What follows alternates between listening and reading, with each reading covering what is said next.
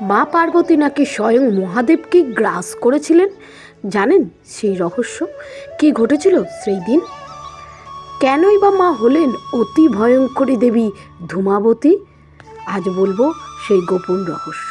একটি প্রাচীন তান্ত্রিক কাহিনী অনুযায়ী একবার প্রবল ক্ষুধায় কাতর হয়ে পড়েন মা পার্বতী। তিনি মহাদেবের কাছে যান, কিছু খাদ্য চান, কিন্তু মহাদেব তখন ধ্যানে লীন হয়ে থাকায় মাতা পার্বতীর কোনো কথাই শুনতে পান না। আর মাতা পার্বতীও ক্ষুধার জ্বালায় স্থির থাকতে না পেরে তিনি সমস্ত ভূমণ্ডলের সাথে মহাদেবকেও গ্রাস করে ফেলেন।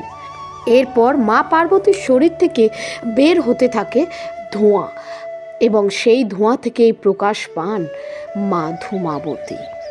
মা ধূমাবতী হলেন শূন্যতা, ত্যাগ ও জীবনের কঠিন সত্যের প্রতীক।